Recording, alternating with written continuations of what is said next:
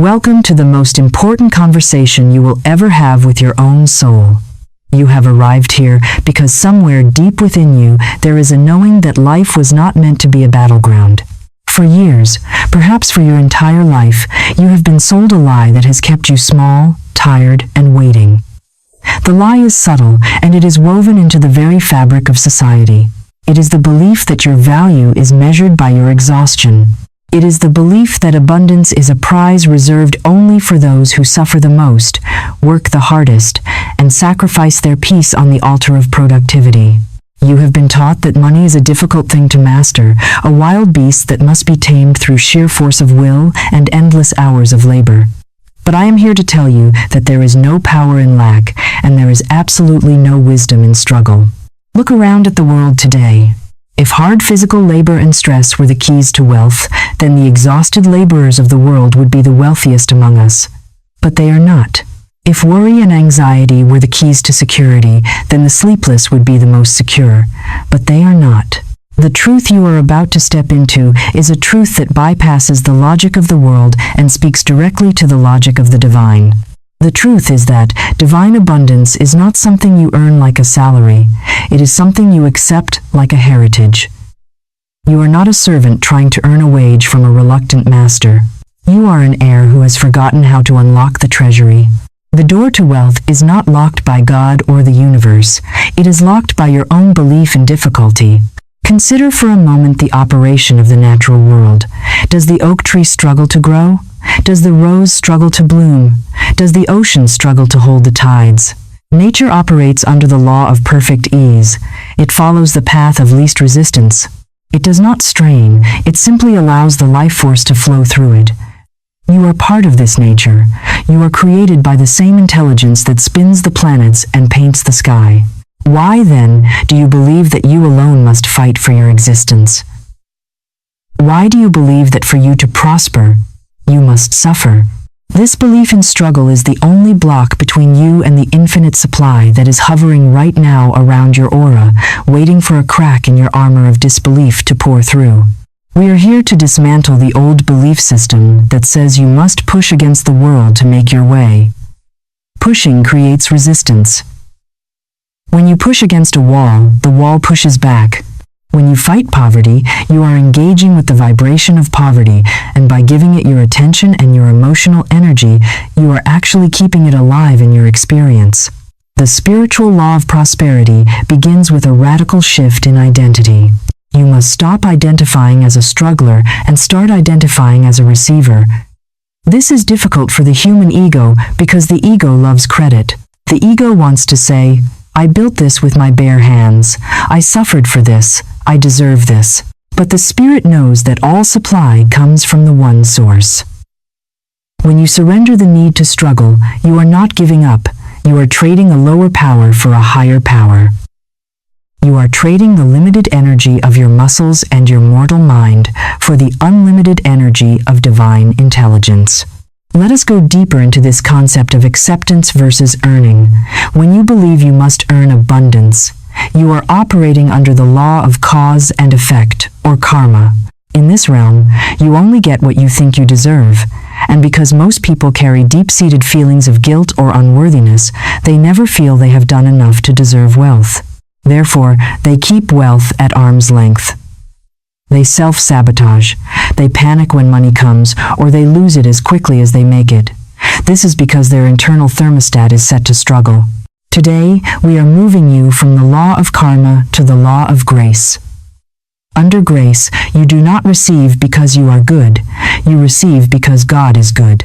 You do not receive because you worked 80 hours this week. You receive because it is the Father's good pleasure to give you the kingdom. This is a psychological and spiritual pivot that changes everything. Imagine you are standing in front of a heavy iron door. On the other side is everything you desire: financial freedom, peace, health, joy. For years, you have been throwing your body against this door, bruising your shoulders, sweating, crying, begging for it to open. You are exhausted. You believe the door is stuck. You believe the door is heavy.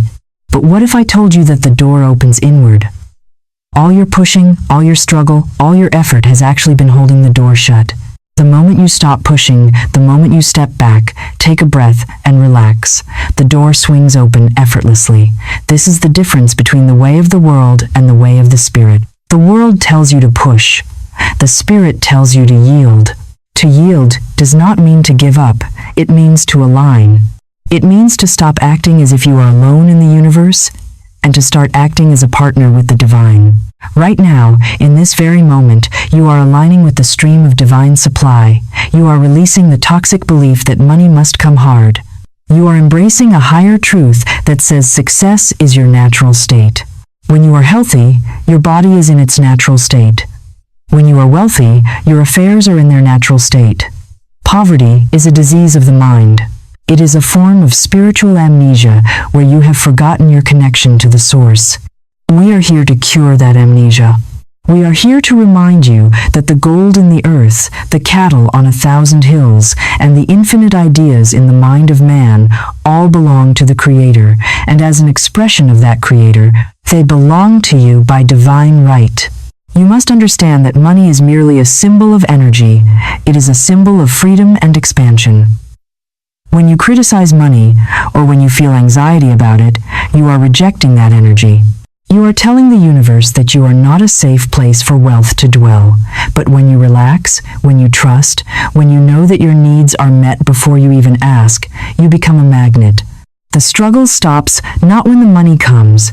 The money comes when the struggle stops.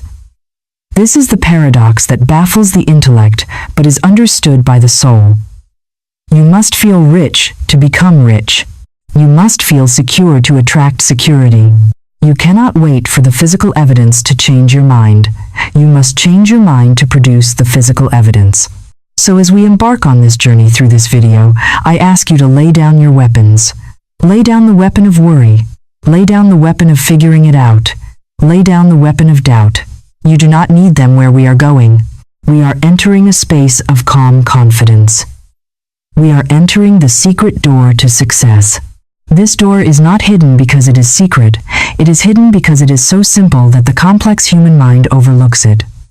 It is the door of intuition, of faith, and of the spoken word. The struggle is over today because you are deciding it is over. You are deciding that from this moment forward, you will no longer force things to happen. You will allow them to happen. You will no longer chase money. You will let money catch you. You are stepping out of the shadows of lack and into the brilliant light of divine substance. It is here, it is real, and it is yours for the taking, not by the sweat of your brow, but by the joy of your spirit. Let us now walk through this door together. Now that we have established that struggle is unnecessary and that your divine right is abundance, we must examine the tool you have been given to access this supply. You have likely heard the phrase, words have power, but today we are going to move beyond the cliché and into the mechanics of creation. You are walking through life holding a tool of immense power, yet most of you are wielding it carelessly, like a child playing with fire. This tool is your word. In the teachings of the great metaphysical truth, your word is described as your wand. A wand is a symbol of focused intent.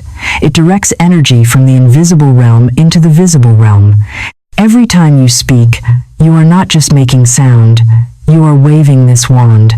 You are directing the substance of the universe to take shape. The question is not whether your wand works, for it is always working. The question is, what are you building with it? Are you building a palace of peace and prosperity, or are you building a prison of lack and limitation? To understand how this works, we must look at the mechanism of the subconscious mind. Imagine your conscious mind as the captain of a great ship, and your subconscious mind as the crew in the engine room. The captain stands on the bridge and gives orders. The crew down below does not see where the ship is going. They do not judge whether the order is wise or foolish, safe or dangerous. They simply obey. If the captain says, full speed ahead into the rocks, the crew will drive the ship into the rocks with the same efficiency as they would drive it into a safe harbor. Your conscious mind is the captain. Your words are the orders.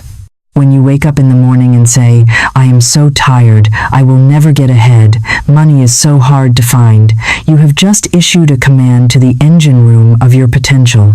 Your subconscious mind, which is your faithful servant, snaps to attention and says, "The captain wants fatigue. The captain wants financial difficulty. Let us arrange the circumstances of his life to prove him right." And so, you find yourself exhausted and broke, not because you are unlucky, but because you are a powerful commander who is giving the wrong orders. This is why you must understand that the subconscious mind has no sense of humor. It does not know when you are joking. When you jokingly say, "I'm always broke," or "I have the worst luck," your subconscious takes a snapshot of that statement and begins to develop it into your reality. It is a recording machine that never sleeps. Therefore, the first step in aligning with divine supply is to become a watchman at the gate of your lips. You must realize that every word you speak is a seed. You cannot plant seeds of thistle and expect to harvest roses. You cannot speak words of poverty and expect to harvest wealth. It is a biological and spiritual impossibility. The law of correspondence states, "As within, so without." Your words reveal your inner state, and your outer world is simply a 3D printout of your inner conversation. Let us look closely at the language of lack that has infected our society. We have been trained to speak of what we do not have. We say, "I can't afford it." This phrase is one of the most destructive combinations of words in the human language. When you say, "I can't afford it," you are slamming the door in the face of your supply. You are telling the universe that your resources are limited and that you are a victim of circumstance. Instead of saying, "I can't afford it," you must change the vibration. You might say, "I choose not to buy that right now because I am directing my surplus elsewhere," or simply, "My supply is infinite, and I let divine wisdom guide my spending." You must stop affirming the empty bank account. You must stop discussing your debts with emotion. When you worry about debt, you glue it to you.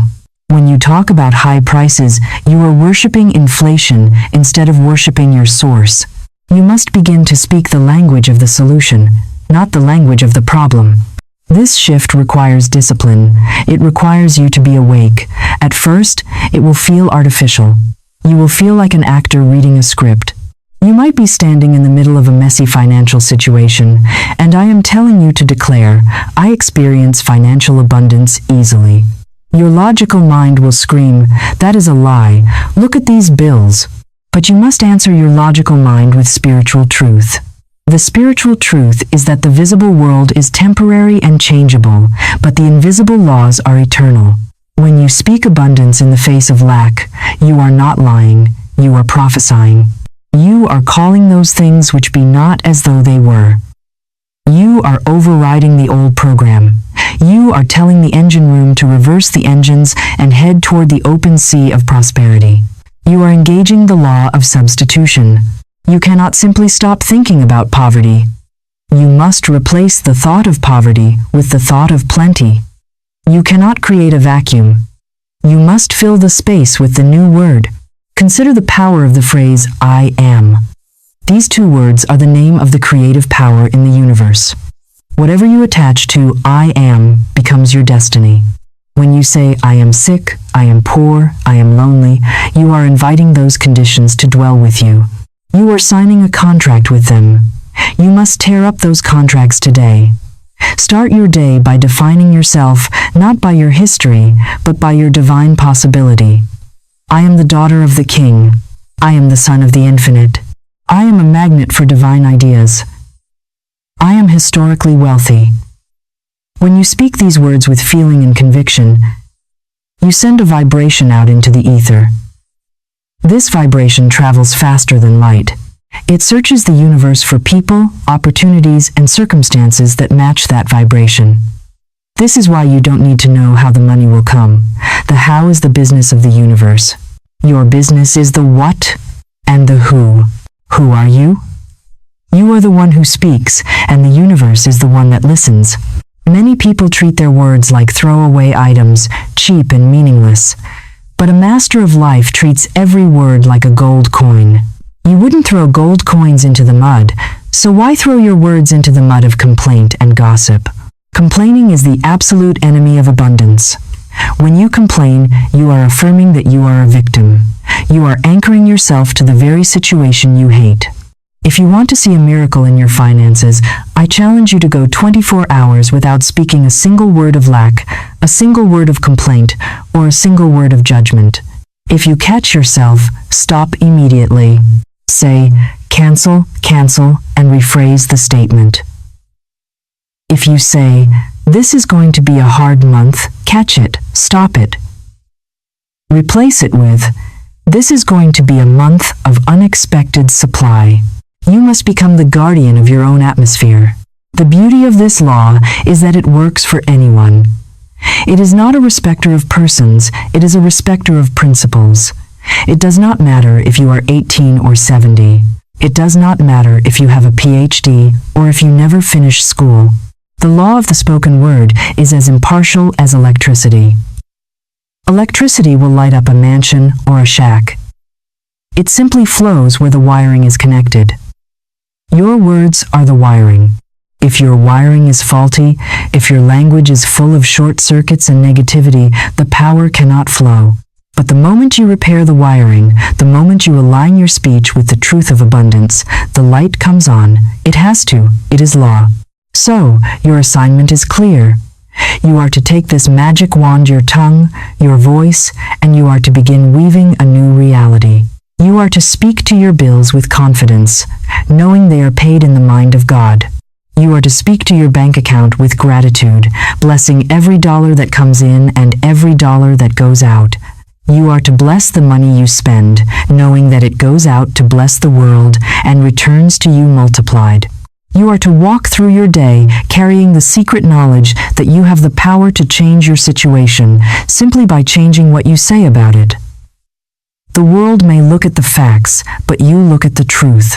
And the truth is that you are equipped with the power of creation. Speak to your mountain, and it shall move. Speak to your financial life, and it shall live. The wand is in your hand. The command is in your mouth. Use it now. Use it wisely. Use it to welcome the abundance that has been trying to reach you all along. We have spoken of the power of your word, and we have spoken of the necessity of ending the struggle. But now we must descend into the deeper caverns of the human heart to uncover the silent saboteur that keeps millions of people locked in mediocrity. You may say all the right affirmations. You may visualize your success with crystal clarity. You may work hard and plan diligently. Yet, if you harbor this specific poison in your spirit, you will neutralize every prayer before it reaches the heavens. This poison is resentment, and its twin brother is resistance. We must address the trap of envy, for it is the single greatest block to financial flow in the human experience. Let us be honest about the human reaction to wealth. What is your immediate, visceral reaction when you see someone who has what you want? Perhaps you are scrolling through social media and you see a peer who has achieved massive success. Perhaps you are driving your modest car and a brand new luxury vehicle cuts you off in traffic. What is the first emotion that bubbles up? Is it joy? Is it inspiration? Or is it a subtle tightening in your chest? Is it a critical thought that says, I bet they are unhappy, or rich people are greedy, or why them and not me? This reaction is natural to the ego, but it is fatal to your prosperity. You must understand the physics of this universe. You cannot attract what you despise. If you criticize a wealthy person, you are sending a powerful message to your subconscious mind. You are telling your internal operating system that wealth is bad, that it is wrong, or that it belongs to other people who are unlike you. Your subconscious mind, whose only job is to protect you, receives this message and says, "The captain hates wealth, therefore I will make sure he never has to suffer the burden of having it." By judging the rich, you have just signed a restraining order against your own money. This goes beyond simple jealousy. This is about the law of correspondence. You cannot be on the frequency of wealth while transmitting the frequency of criticism. They are two different radio stations. Criticism is the vibration of lack. When you criticize, you are affirming that there is not enough to go around. You are operating from a belief in shortage, believing that because someone else has a slice of the pie, your slice is smaller. This is a lie. The divine economy is not a pie, it is an ever-refilling well. When you resent another's good fortune, you are essentially telling the universe that you do not trust its ability to provide for you. You are looking at your neighbor's plate and forgetting that you are sitting at a banquet table with an infinite kitchen. We must also speak of the law of non-resistance. Florence Scovel Shinn taught that what you resist persists. This is a psychological and spiritual truth. When you fight against your debts, when you lose sleep hating your current financial situation, you are feeding it with your energy. You are giving it your focus, your emotion, and your time. You are making the monster bigger. Hate is a form of attention. Fear is a form of prayer. When you look at your bank account and feel a surge of panic or anger, you are cementing that reality into place. You are saying, "This is real, and this has power over me." The master of life learns to walk through these appearances without wavering. This does not mean you ignore your bills. It means you pay them without the emotional charge of victimhood. It means you look at lack and say, "This is temporary. This is not my truth. My truth is abundance." By withdrawing your emotional reaction, you starve the problem. You stop feeding the beast of poverty, and eventually, without your attention to sustain it, it must wither and die. So how do we break this cycle? How do we cure the sickness of envy and the habit of resistance? We use the most powerful antidote known to spiritual law, the power of blessing. If you want to become a magnet for wealth, you must become a cheerlead for the wealth of others. This is a radical practice. The next time you see someone enjoying a lifestyle you desire, instead of letting the poison of envy enter your heart, I want you to immediately bless them. Say silently, "I bless you and I bless your abundance. I bless the flow of money in your life." Why do we do this? Not just to be nice people. We do this because it is a selfish act of spiritual alignment. When you bless someone else's success, you are telling your subconscious mind, "I like this, this is good, I accept this reality." You are breaking down the wall of separation between you and that prosperity. You are claiming that success as part of your own potential reality. Think of it this way. Imagine you are standing at the harbor, waiting for your ship to come in the ship that carries your dreams, your financial freedom, your peace of mind. You look out at the horizon, and you see a magnificent ship docking, but it belongs to your neighbor. If you throw stones at his ship, if you curse his ship, you are creating turbulence in the water that prevents your own ship from docking. But if you wave to his ship, if you celebrate its arrival, you are signaling to the lighthouse that you are ready for yours. Seeing success around you is not a sign that you have been left out. It is a sign that you are in the right neighborhood. It is evidence that the flow is active in your vicinity. If you are in a restaurant and you see the waiter bring a delicious meal to the table next to you, you do not get angry. You do not think, "There is no food left for me." You think, "Good, the kitchen is working, my order is coming next." You must view the wealth of others as the appetizer to your own main course. This practice of non-resistance also applies to how you handle your own current circumstances. You must stop bad-mouthing your life. Every time you complain about the economy, about taxes, about the cost of living, you are resisting what is. You are tightening your grip, and a closed fist cannot receive. You must learn to relax your hands and your heart. Openness brings flow. Tension brings blockage.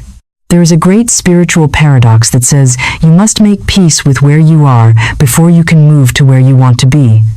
If you hate your current job, you bind yourself to it. If you hate your small apartment, you shrink the energy that could bring you a mansion. You must bless what you have, for gratitude is the bridge to more. Bless your current money, no matter how small the amount. Say, "I bless this money, and I bless the source from which it came, and I bless the channels through which more is coming." This changes the vibration from not enough to more than enough. You are a divine being, and a divine being is never in competition. Competition is for the fearful, creation is for the faithful. When you realize that your supply comes from God, and God is infinite, you realize that no one can take your good. What is yours by divine right can never be taken by another, nor can it be withheld by another. If someone gets the promotion you wanted, it was not your promotion. Your promotion is still on its way, and it is likely better than the one you missed. If someone buys the house you wanted, it was not your house is being prepared. When you truly believe this, envy evaporates. It becomes impossible to be jealous when you know your own inheritance is secure. You stop looking sideways at what others are doing, and you start looking upward at what is being done for you. So your challenge for this section of your journey is clear. You are to go on a blessing spree. For the next 7 days, I want you to bless every sign of wealth you see. If you see a beautiful home, bless the family inside. If you see a successful business, bless the owner. If you pay a bill, bless the company that provided the service. Turn every transaction and every observation into a spiritual victory. Watch how your body feels when you do this. You will feel the tension leave your shoulders. You will feel the sourness of envy replaced by the sweetness of expectation. You are cleaning the windows of your soul so that the light of abundance can shine in. You are telling the universe, I am one with this success, and once you are one with it in consciousness, it absolutely must manifest in your experience. This is the law. You are no longer resisting, you are allowing, and in that allowing, you open the floodgates of heaven.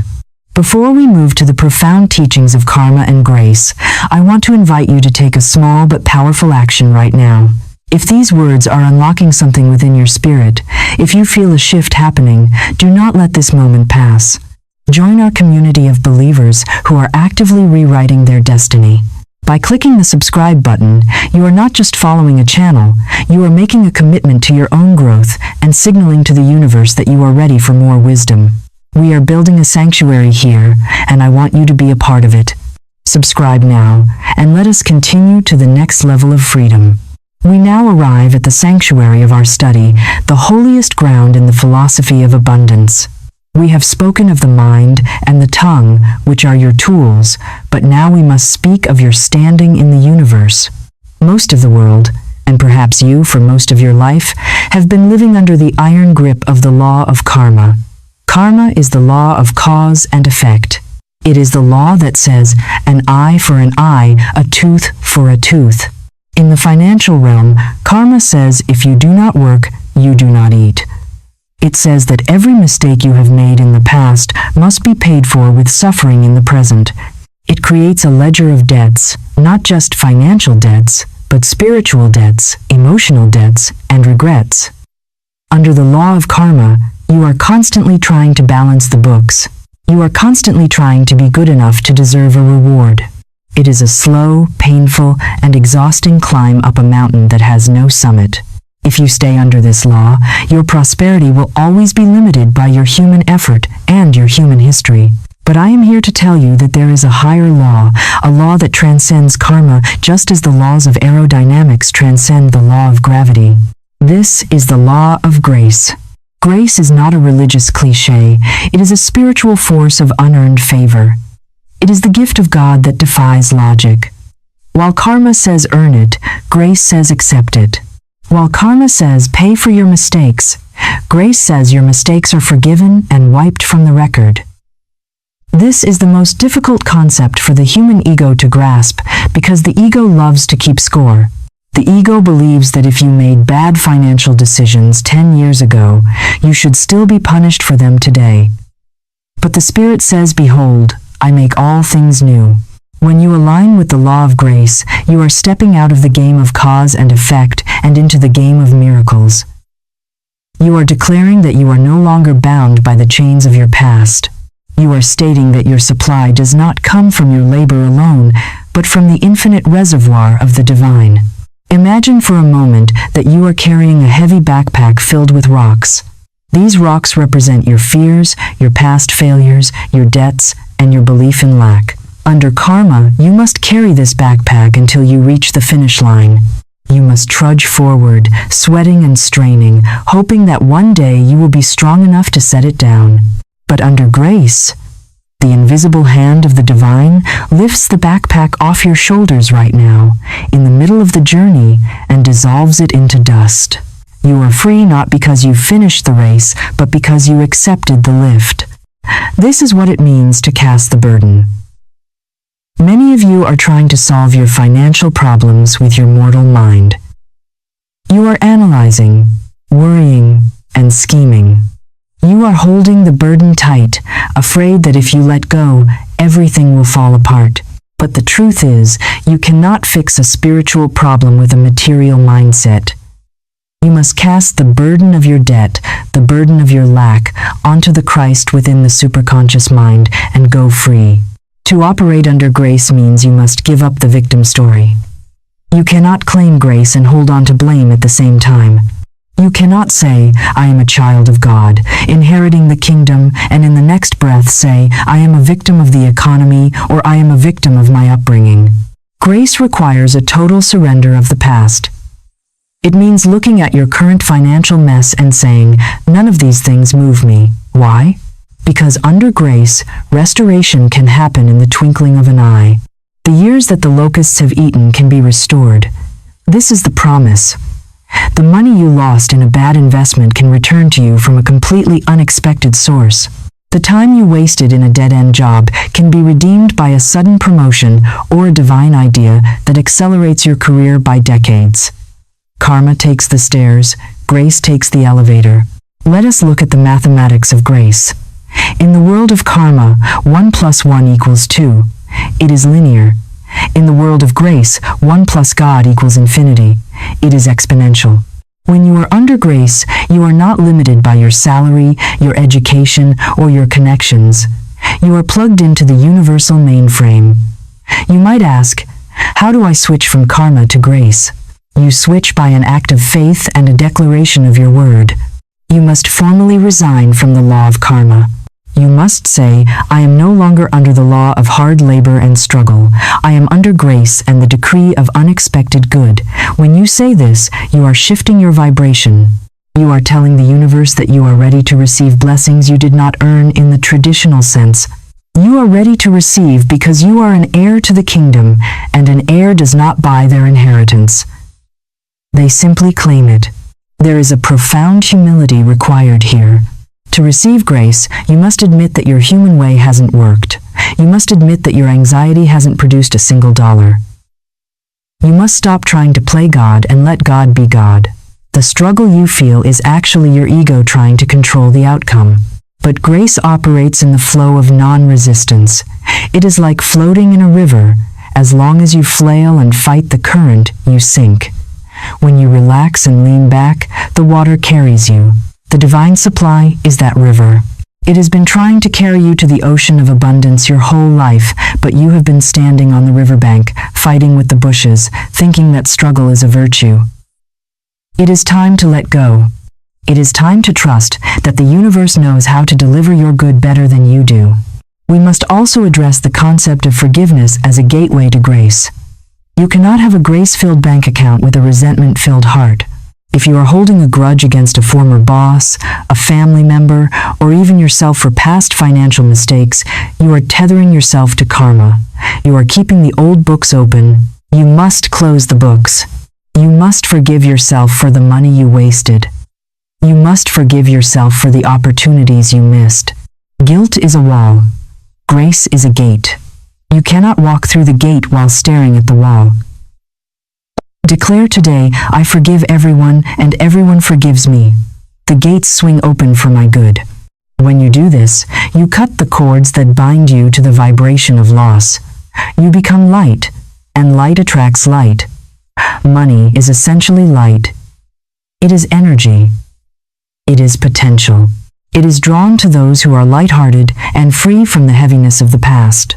Understand that stepping into grace does not mean you become passive or lazy. It means your actions are inspired rather than forced. Under karma, you work out of fear of starvation. Under grace, you work out of the joy of expression. The action looks the same on the outside, but the energy fueling it is different. When you work from inspiration, you never tire. You are powered by an infinite source. The right doors open without you banging on them. The right people show up without you chasing them. This is the easy way we spoke of in the beginning. It is easy because the heavy lifting is done by the divine.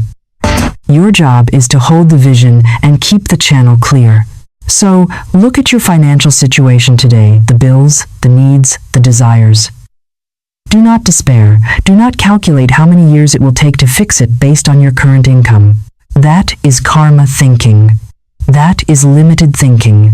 Instead, look at the situation and declare, "This is a setup for a miracle. I call on the law of grace. I cannot see the way, but the divine mind knows the way.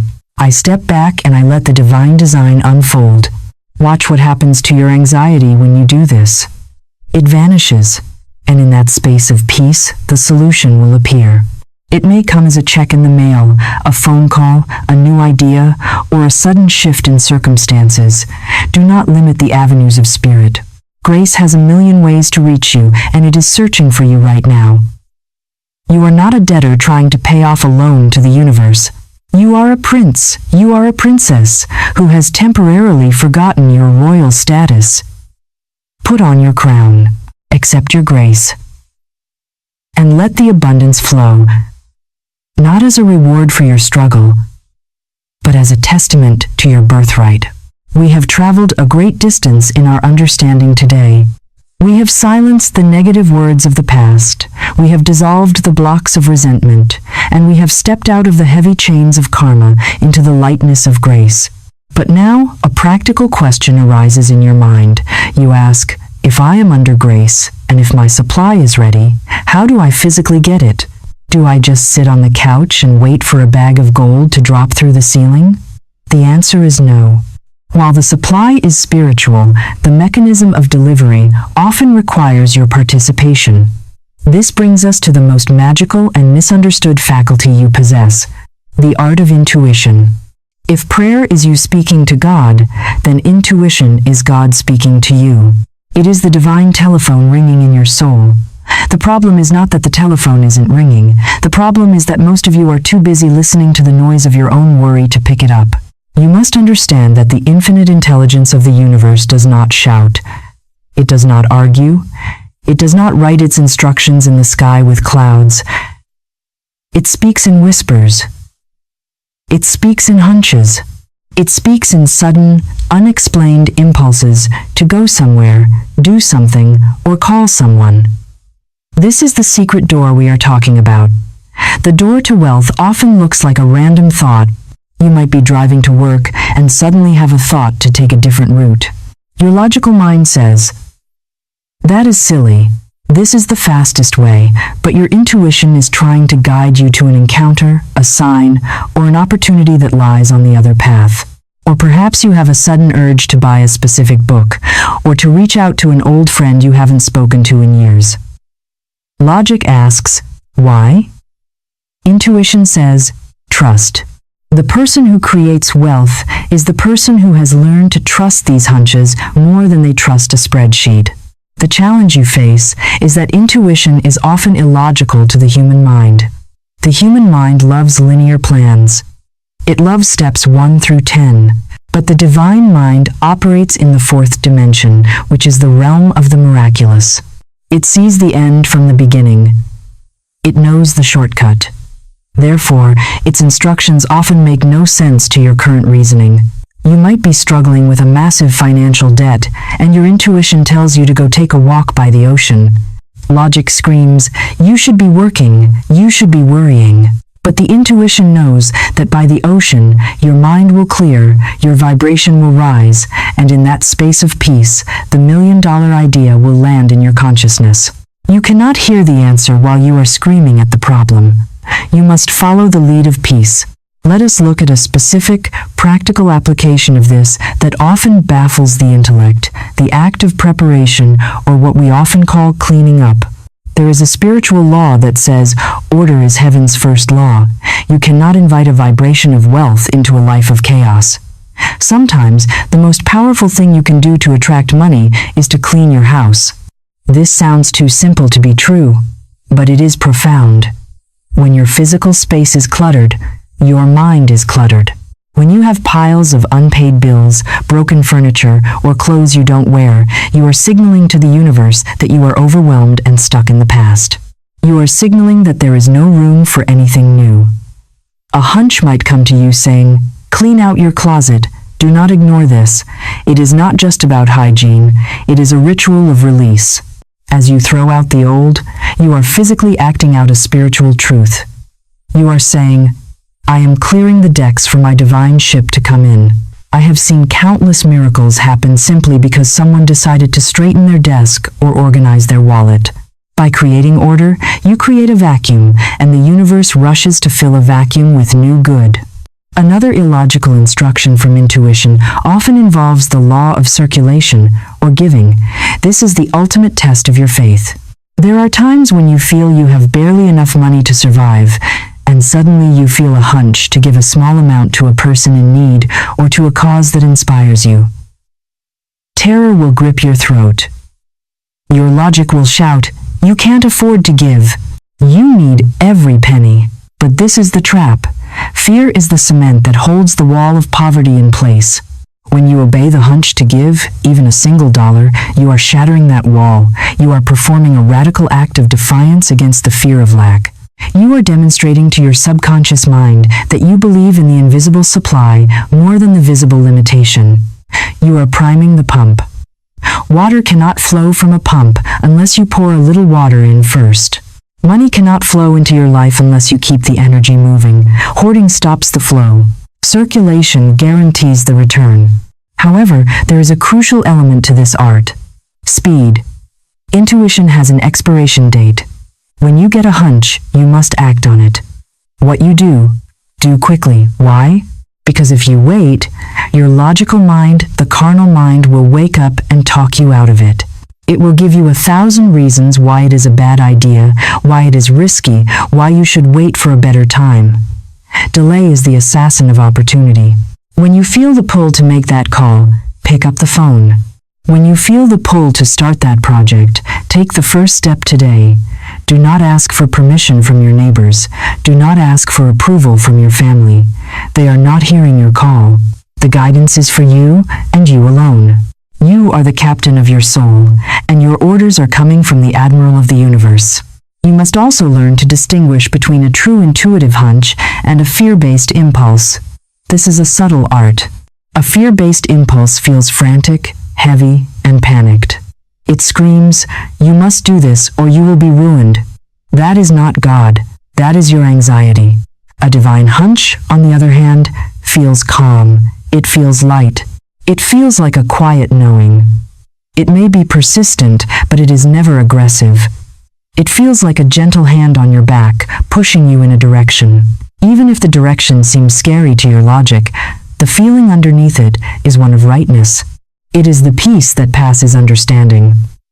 Follow the peace. If you are frantic, stop. Be still. Stand still and see the salvation of the Lord. Do not act out of desperation. Wait for the clarity. Wait for the leading that brings a sense of excitement and expansion. Many of you are waiting for a roadmap. You want to see the entire path from where you are to the millions you desire. But the Spirit is a lantern, not a floodlight. It illuminates only the next step. If you take that one step with faith, the next step will be revealed. You must trust the unfolding. You might get a hunch to take a class on a subject that seems unrelated to your career. Trust it. That class might be where you meet your future business partner. You might get a hunch to drive down a certain street. Trust it. That might be where you see the for sale sign on your dream home. You are being guided by an intelligence that can see around corners. Stop trying to outthink God. Stop trying to force your will upon the world. The struggle you feel is the friction caused by you trying to steer the ship against the current. Lift your hands from the wheel and ask, "What would you have me do today? Where would you have me go? What would you have me say?" This is the way of the mystic and the master. The master does not force, the master flows. The master knows that the right idea is worth more than a lifetime of hard labor. One divine idea can release you from decades of debt.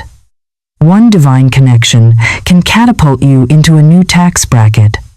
But these ideas and connections cannot reach a mind that is closed, rigid, and fearful. They can only land on the landing strip of an open, listening heart. So your practice for this section is simple but profound. Listen. Create space in your day for silence.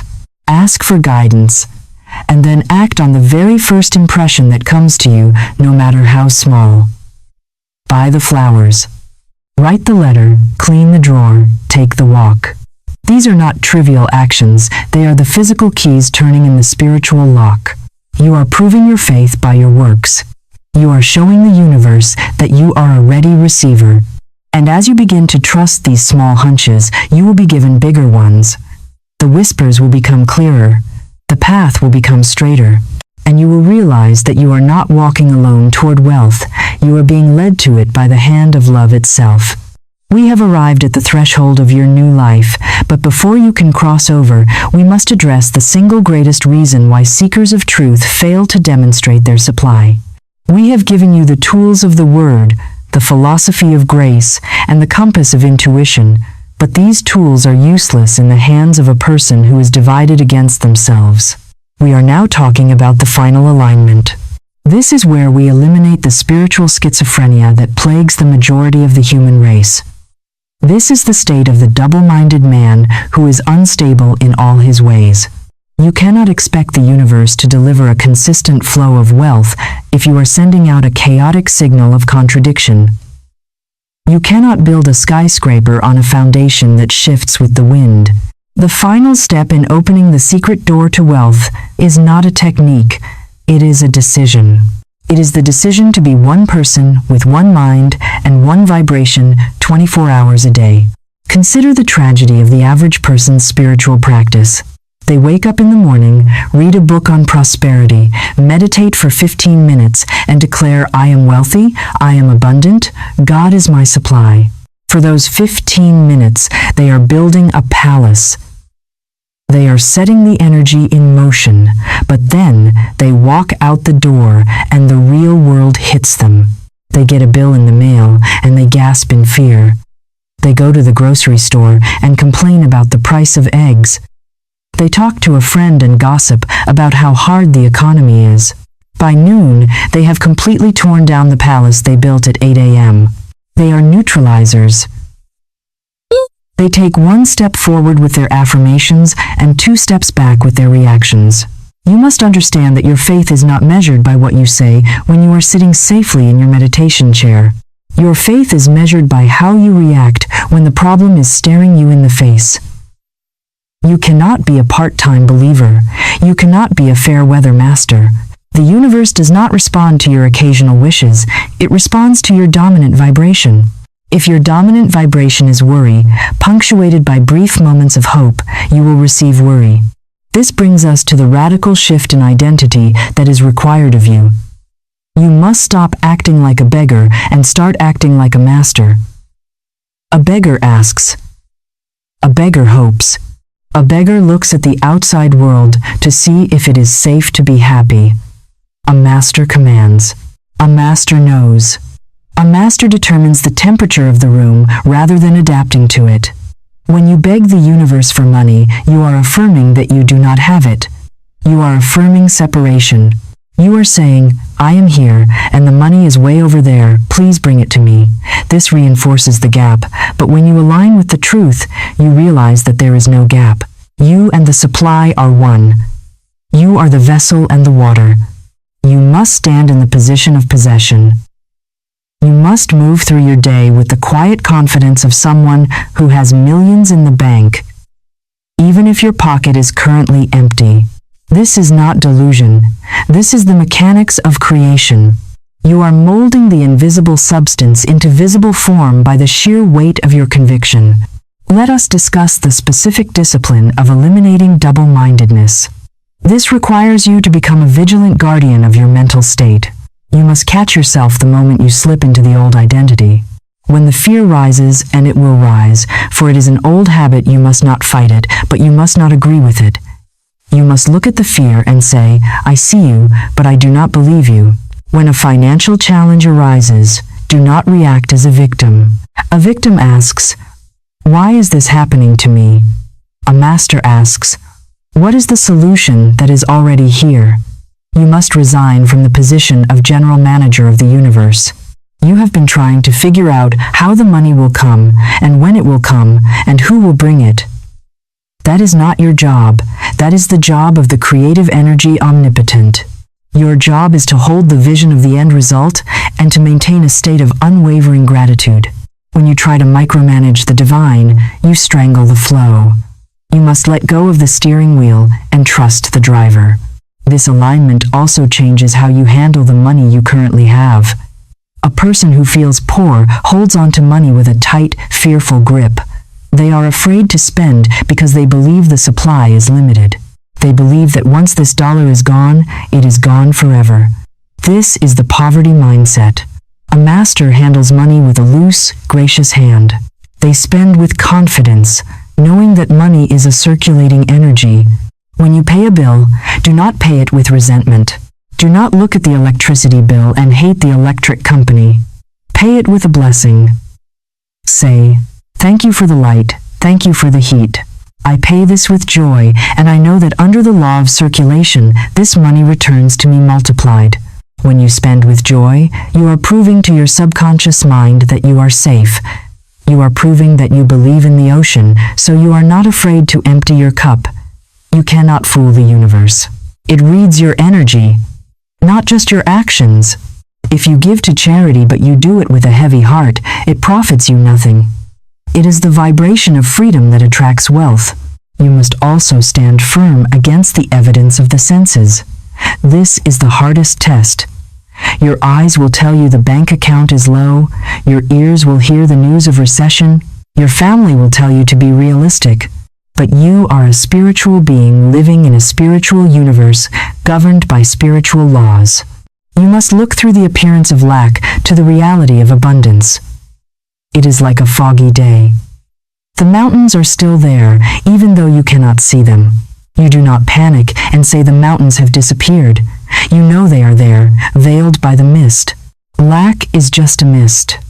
It is a temporary illusion caused by limited thinking. Do not be impressed by the size of your debt. Do not be intimidated by the magnitude of your problem. God is bigger than your bill. Infinite intelligence is smarter than the stock market. When you stand firm, when you refuse to be moved by what you see, the mist clears. It has to clear. The illusion cannot sustain itself against the light of a focused, aligned mind. This is the final integration. You are bringing your conscious desires, your subconscious beliefs, and your physical actions into a single, laser-like beam of focus.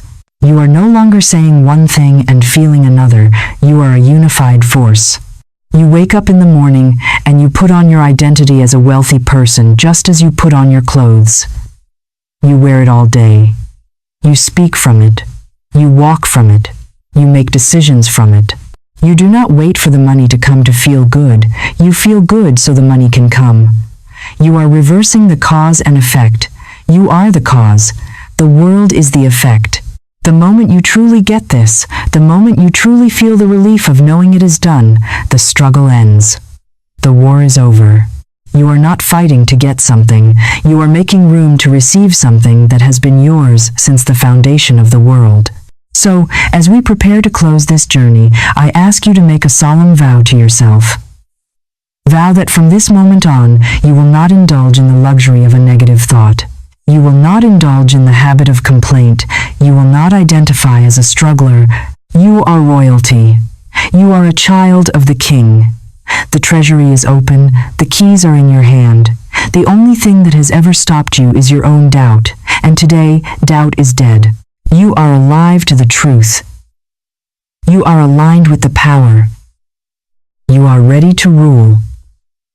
Stand tall. Breathe deep. And walk forward, not as one who seeks, but as one who has found.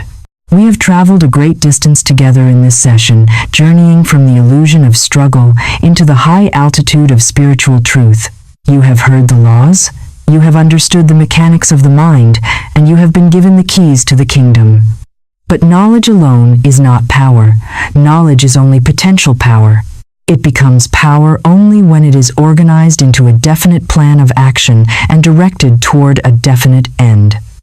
We are now at the most critical moment of this entire experience.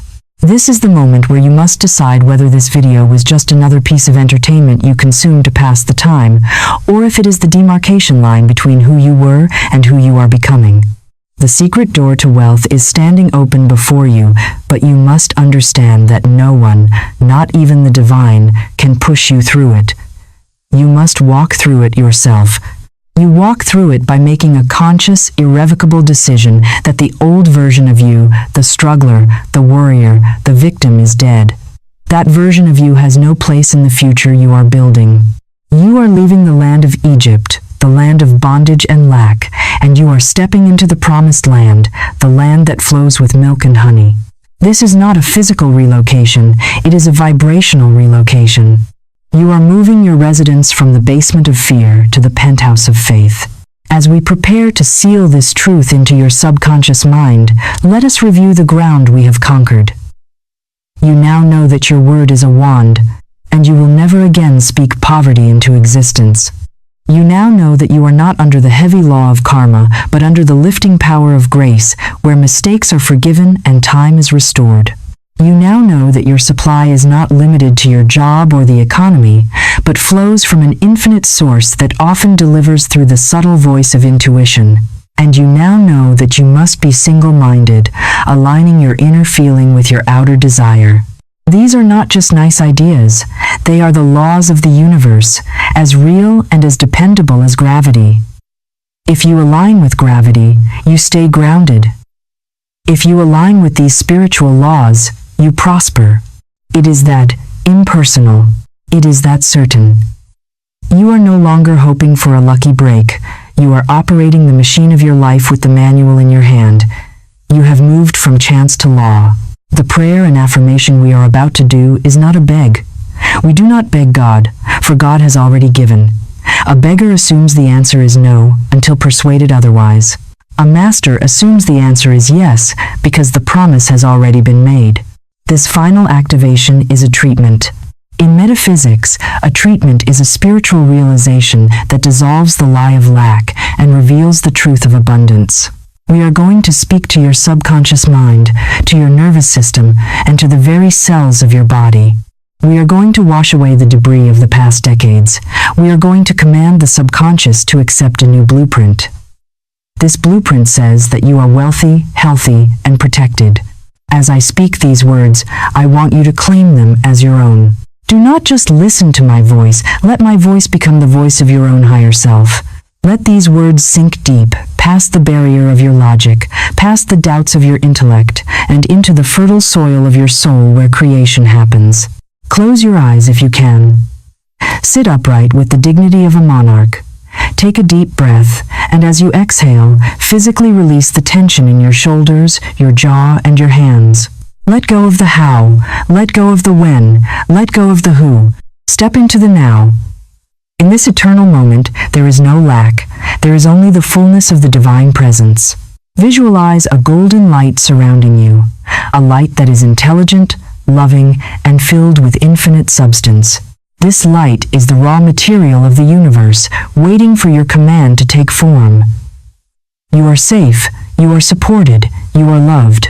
Now, silently or aloud, repeat these truths after me and let them become the new software of your mind. I hereby resign from the position of managing the universe. I resign from worry. I resign from fear. I resign from the belief in hard times. I cast every burden of debt, every burden of lack, and every burden of uncertainty onto the Christ within. I go free. I am now under the law of grace. The past has no power over me. My mistakes have no power over me. The economic conditions of the world have no power over me. I am connected to the source that never dries up. I am one with the infinite intelligence that knows the way when I see no way. I declare that the walls of limitation are falling down right now. The doors of opportunity are swinging open right now. My supply is endless, inexhaustible, and immediate. I speak to my finances now. I call you blessed. I call you abundant. I call you increasing. I command the money I need to come to me under grace in perfect ways. I am not afraid to spend, for I know my supply is replenished instantly. I am a generous giver and a gracious receiver. I am an open channel. I do not block the flow with doubt. I do not block the flow with envy. I bless every person who has more than me, knowing that their success is a prophecy of my own. I am a magnet for divine ideas. I trust my intuition. When the Spirit whispers, I obey. I take the step. I make the call. I do the work with joy, knowing that my labor is not in vain. I am in the right place at the right time. My ships are coming in over a calm sea. They are laden with gold, with success, with happiness, and with peace. I do not struggle. I do not strive. I receive. I deny the appearance of lack. It is a lie. I affirm the reality of abundance. It is the truth. I am rich in mind. I am rich in heart. I am rich in spirit.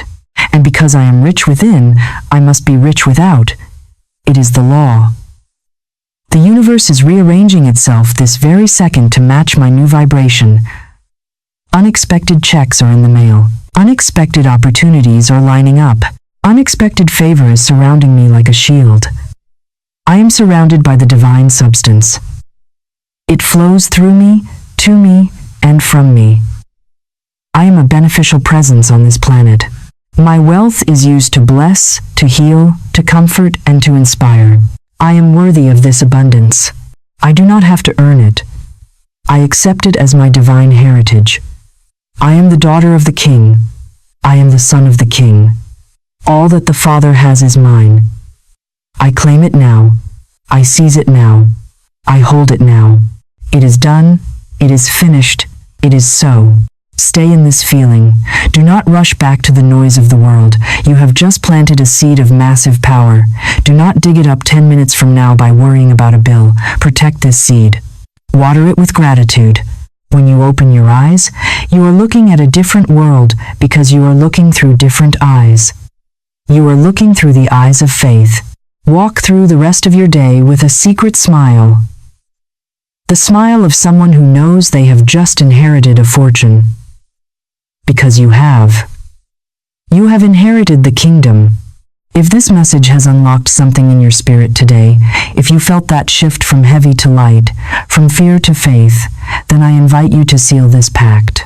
Subscribe to this channel not just to watch videos, but to join a community of alchemists who are transforming their lives. By subscribing, you are telling the universe that you want more of this truth, that you are prioritizing your spiritual growth. Share this video with someone you love, someone who needs to hear that the struggle is over. When you share the light, your own candle burns brighter. Leave a comment below declaring your new state. Write simply, I accept my abundance under grace. Let that be your signature on the contract you have made with the universe today. Thank you for walking this path with me. Thank you for being brave enough to believe. The door is open, the feast is prepared. Go forth and prosper.